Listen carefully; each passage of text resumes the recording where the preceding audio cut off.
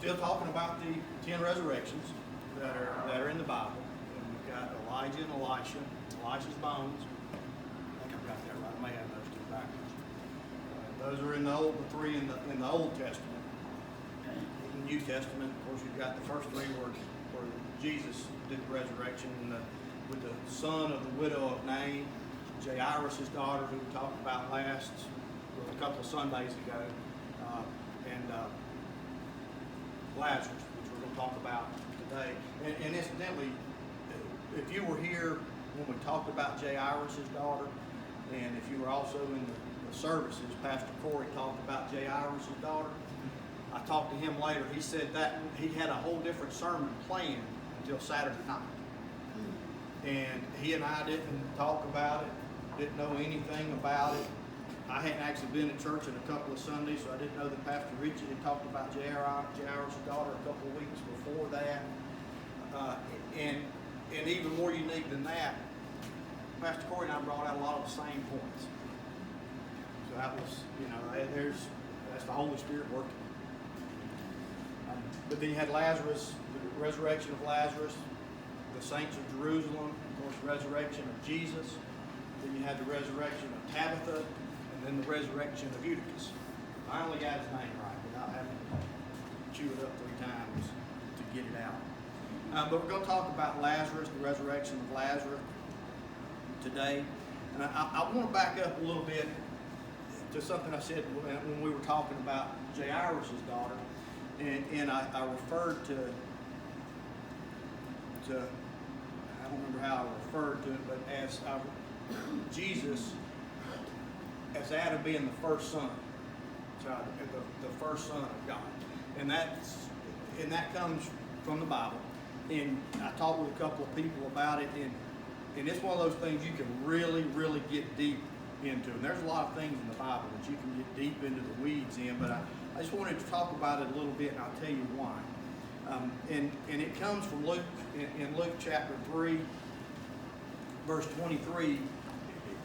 Luke is talking, and he says, now Jesus himself was about 30 years old when he began his ministry. He was the son, so it was thought, of Joseph. And then he goes down through all, Joseph was the son of, and so the son of, and the son of, and the son of. And then when he gets down into verse 38, he says that the son of Enosh, the son of Seth, the son of Adam, the son of God. So he's calling Adam the son of God. And in the original, and this is why it's so important. I remember, it's been about 3 years ago now, I was at a gas station and a guy came up to me and he said, what's the most important word in the English language? And without much thought, I said joy. And he was getting ready to correct me until I said Jesus, others, and yourself. He was ministering is what he was doing. And so then he began to ask me about what Bible I use and what version I use, or translation. And I said, well, I use the NIV. I've got a King James at home, and there may be another one, but I use the NIV a lot. Then he started going off on the only true one was the King James version. Well, it's a translation. First of all, I commend him for what he was doing, but he should have just been praising God that he, that somebody's actually studying the Bible. But he said that he was talking about that being the translation. And that's what it is. The King James Version is a translation. To get down to what the point he was trying to make. And I told him, I said, well, to do that, you've got to learn Aramaic and Greek, which was what the Bible was originally written in. And that's why it's important to spend time in the Word of God. Because there's one translation that's not going to be wrong, and that's how he speaks to you. Or one translation that's not going to be misinterpreted. And that's how he speaks to you and how he moves in your life. But in the original Greek writing of it, and you can get into very far into the weeds about whether John was written in Greek or Aramaic. Some people believe either way, but if you look at in the Greek, the word one and only, the one and only Son, it's monogenes. And that means pertaining to being the only one of its kind with a specific relationship. There is no doubt that Jesus had a specific relationship with God. And that's where monogenes comes from, and it gets translated. You know, even the King James Version, it'll say God gave his only begotten Son. And then the NIV says he gave his one and only Son. It doesn't change the meaning. So monogenes, it says it's pertaining to being the only one of its kind with a specific relationship, or pertaining to being the only one of its kind, class, unique in kind, which Jesus was very unique in what he was, and it can be used as an adjective.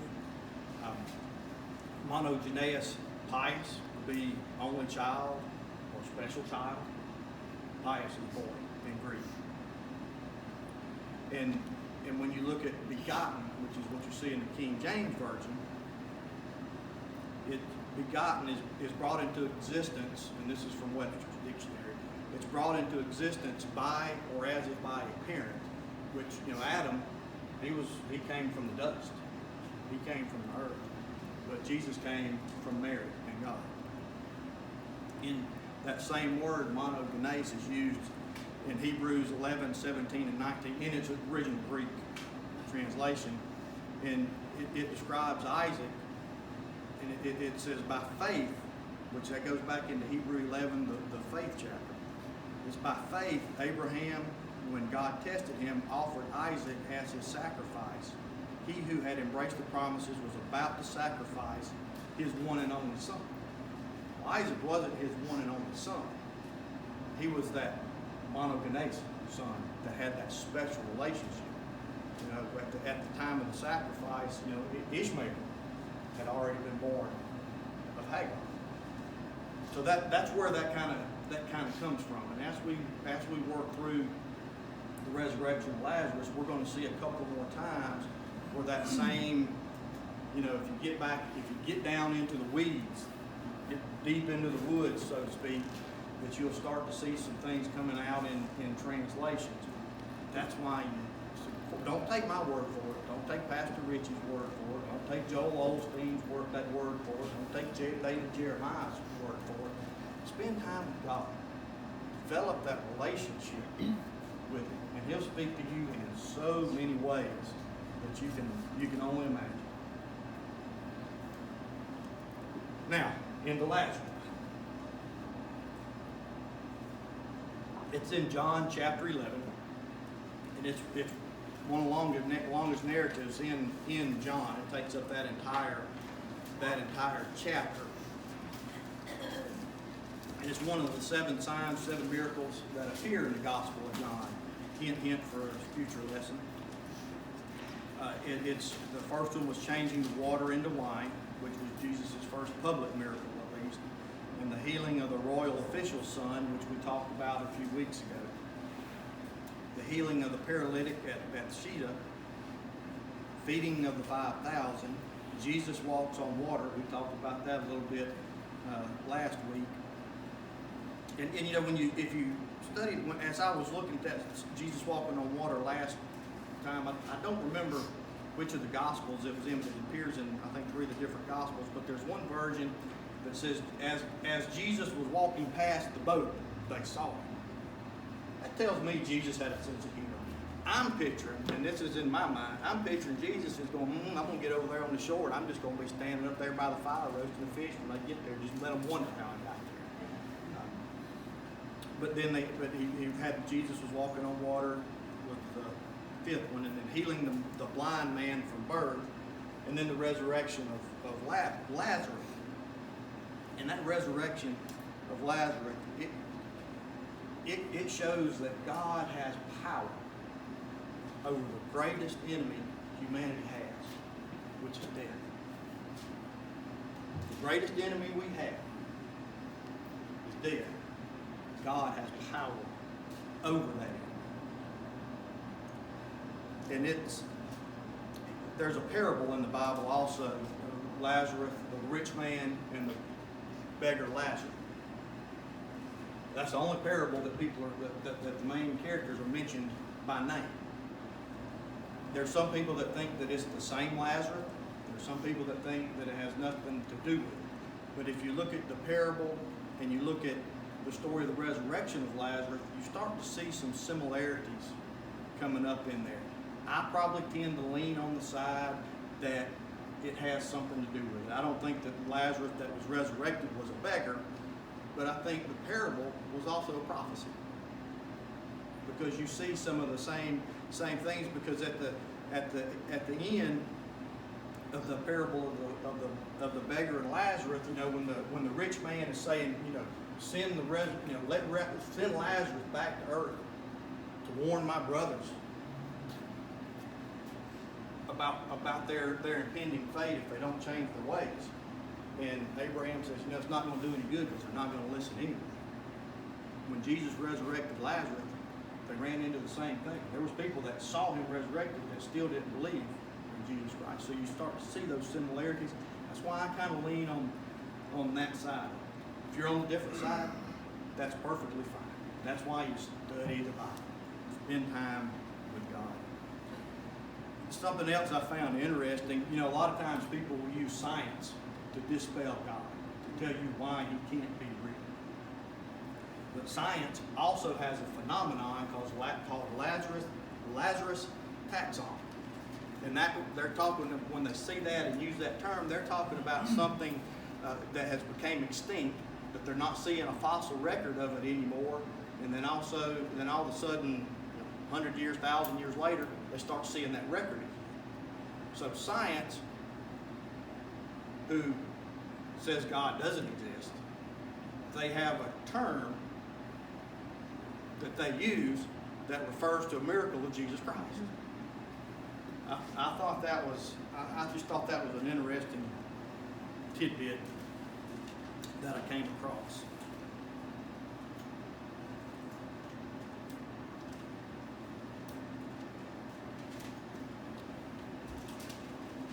In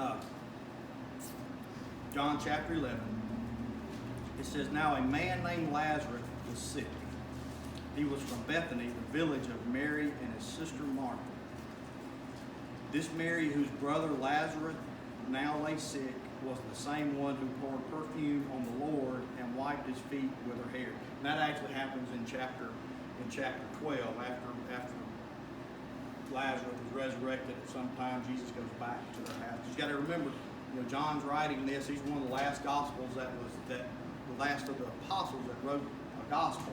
So he wrote, I think, somewhere around 50 to 80 AD is when they're thinking it was written. So he's sitting down remembering back as he's writing this.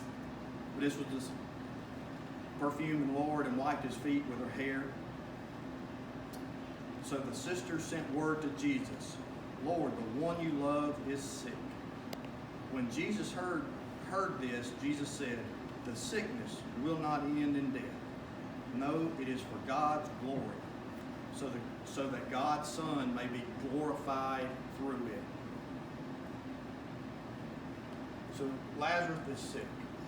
We've all been sick before.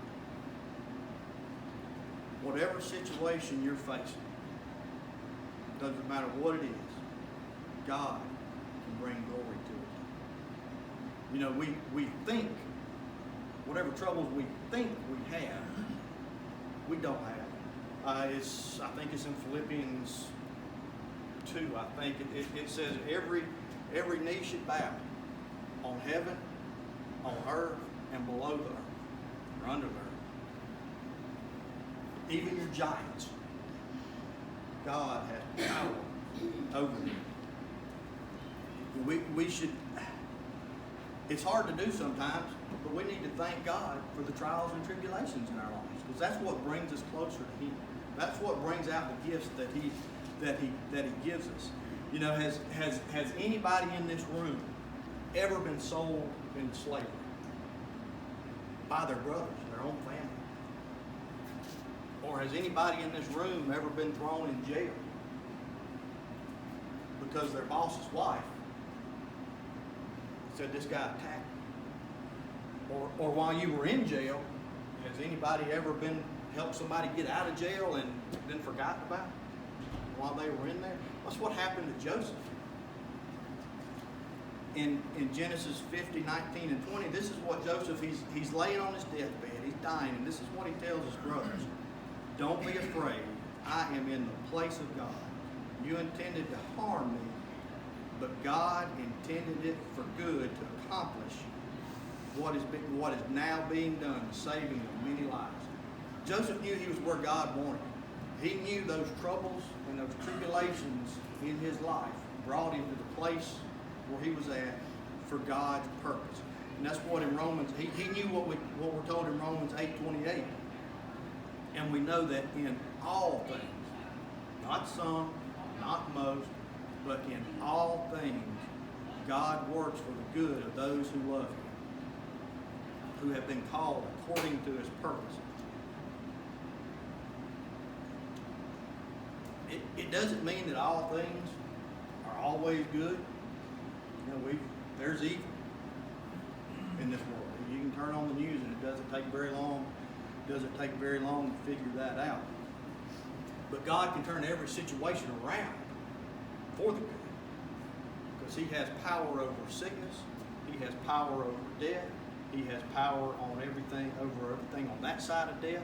He has power over everything on this side of sickness, and he has power over everything in between.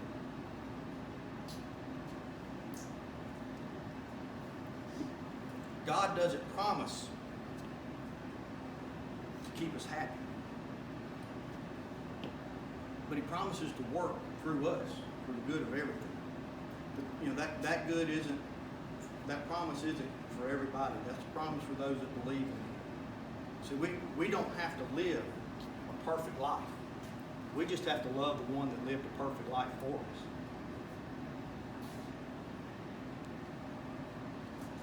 Picking up in verse 5.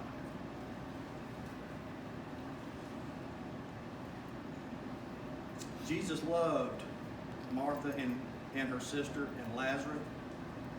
Yet when he heard Lazarus was sick, he stayed where he was for 2 more days. Then he said to his disciples, "Let us go back to Judea." Oh, that was time to get away from us, isn't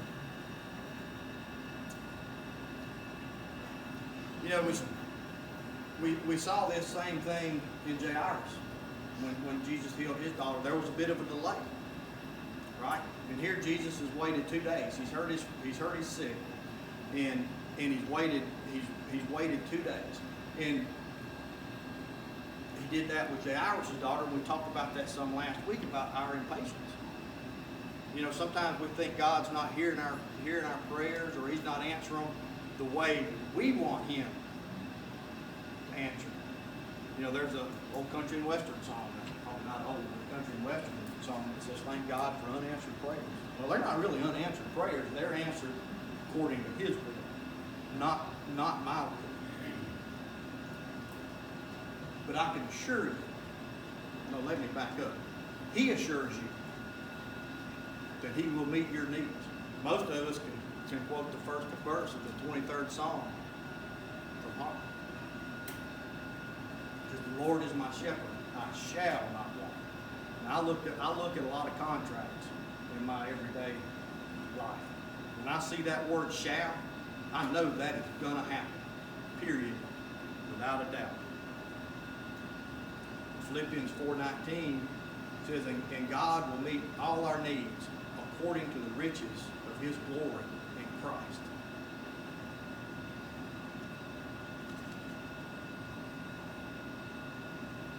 I'm not going to get where I wanted to go to today. I'm going to go ahead and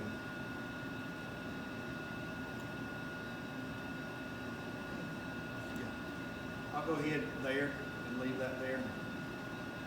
Close in prayer. I knew it was going to take at least more than 1 week to get through Lazarus, because it is a long narrative with a lot of stuff in it. So let's go to the Lord in prayer. Our gracious Heavenly Father, we thank you for this day that you've given us, Lord, and we thank you for your resurrecting power, Lord, and for your healing power, Lord, and we thank you that you have we praise you because because you have the power over sickness and in death, Lord. And we just ask that you watch over each and